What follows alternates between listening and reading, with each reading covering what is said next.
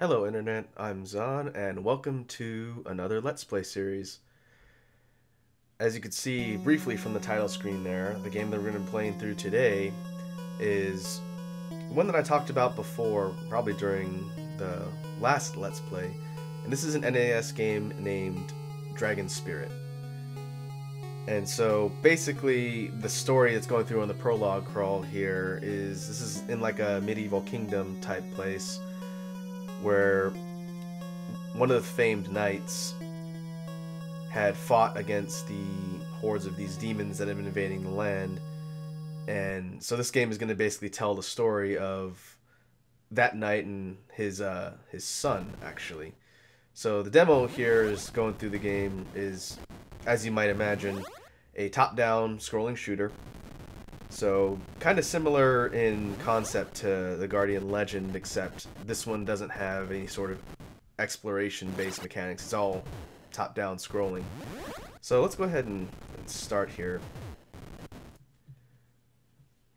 And we can't continue.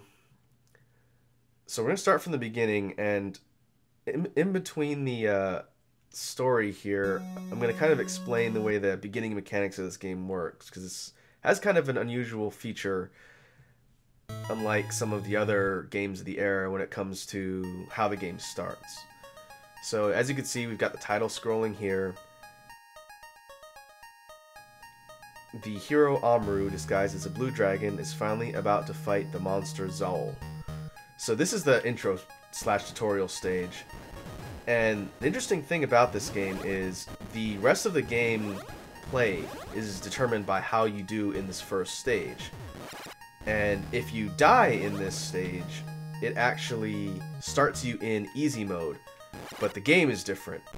So what I want to do for the sake of the playthrough is start in the quote-unquote easy mode, run through the game, and then run through the game in the normal mode so you guys can see the difference. So you have a little cutscene here. Father, Lace jumped out of bed and said, he defeated Zaul just then. Ha ha ha, I am the evil Master Galda. I will take Iris, that's this kid Lace's sister, as my victim. Son of the hero Amru, take me and be the gold dragon. Go and fight the evil Master Galda. That's the sword talking, I guess. So, according to the story, I guess the hero Amru was ill, and then this evil demon guy named Galda showed up, took Lace's sister Iris, and now we're going to go after him. So you can see how it says Gold Dragon here. So that is the quote-unquote easy mode. And so I'll talk a little bit in the playthrough about what that means, what's different mechanic-wise, and then we'll just go through the game. If I remember correctly from back in the day, this game's not terribly long, but it should make for an interesting playthrough. So here we see our hero Lace turn into the Gold Dragon, and for some reason that mountain was scowling. So, just like we saw on the demo screen, the main interface, top down, and immediately enemies start flying at us. We have two functions. The first function is your air-to-air shot, so the fireball breath of the dragon here. And the secondary function, which I believe is by hitting A, is this smaller shot that hits things on the ground. So you have two planes. These dinosaurs here can't be hit with my air shot, but if I switch to the ground shot, I can take them out. And in the lower left corner, the two blue bars, those are my life. Each time I take a hit, it fills up the bars, and when they're both completely full and I take a hit, I die. These little red things on the ground, orbs, give me fire power-ups, and the little yellow and red, like dragon symbols, speed up my movement. The blue dragon symbols give me an extra head. And each time I get one of these red things, it's going to improve the power of my shot. So now I have these large fireballs, which is the maxed out base power up for the dragon's breath that you can get. As you defeat enemies and get more power ups, so you can get different shot types that increase the damage or the range or how your bullets hit the enemy. So very standard scrolling shooter fare. Will say when you take a hit, it downgrades your dragon. And so this, I forget what this power-up is called, but this is a special type of rapid shot. It gets rid of your heads, but it gives you this super-powered spreading shot, which is good for air-to-air enemies. You never get a bonus or power-up to your ground shot, which is interesting. These dinosaur things just shoot at me. Pretty standard. And so you'll see some of the enemies glow. That means they have power-ups on them. And then one I just picked up is an earthquake shot. My ground shot now does earthquakes that kill everything on the screen. I got my second head back. There is no life power-ups in this as far as I know. You can get extra lives, but there's nothing that refills your health. You can only do that between stages, which I'll explain in a bit.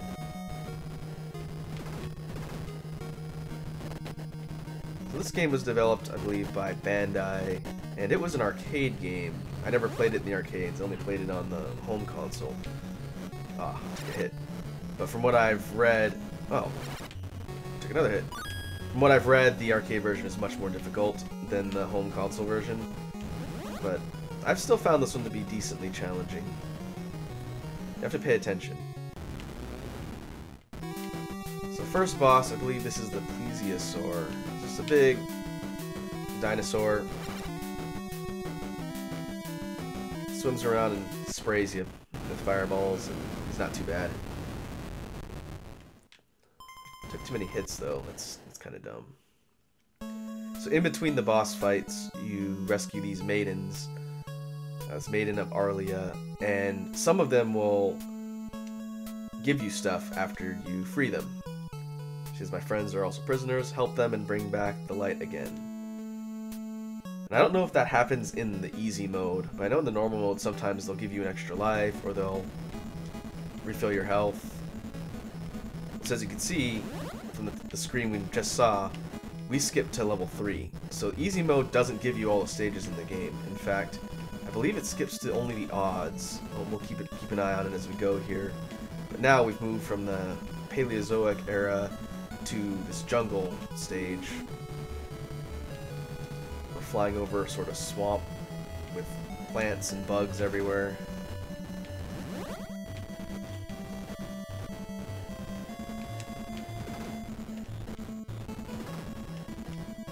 Not too bad.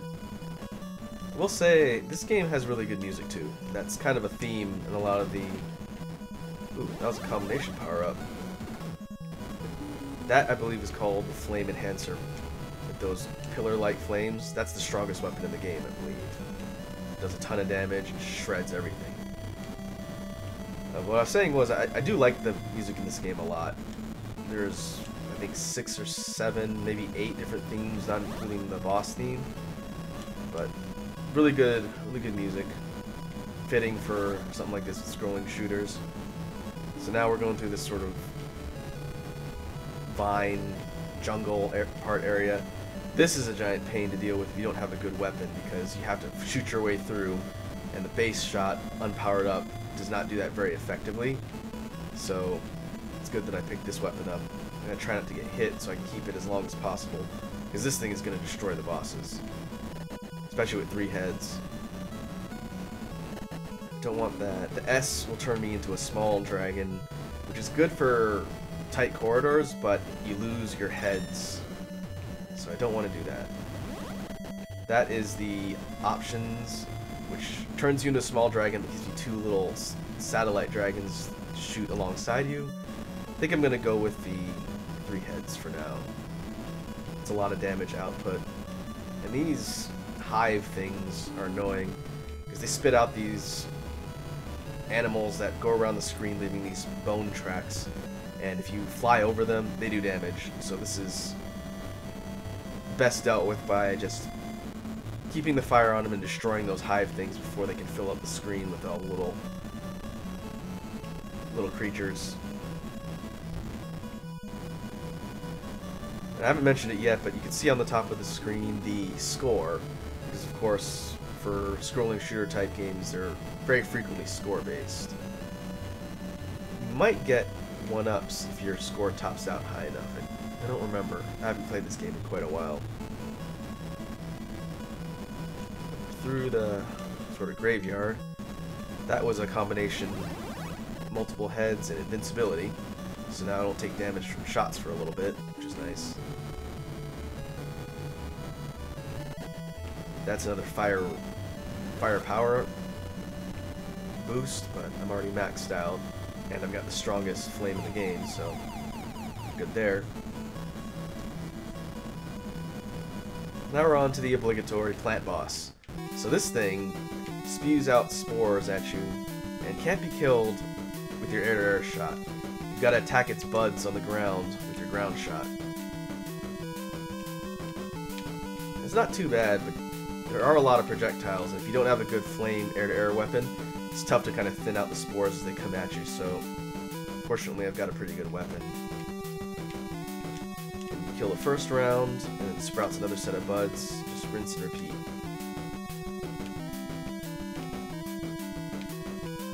They don't take a lot of damage, so I just have to land a couple shots on them. There we go. And then the top bulb disappears, and now it starts spraying a lot more, but now I can attack it directly with my ground shot. And that's that. It's possible the boss monsters in easy mode have less health. That I don't know. I don't usually play the easy mode. So this is Fairy Lady says, the evil lord of the ancient era was awakened at the last moment by Zal. He is Gulda, whose power is much greater than Zal's.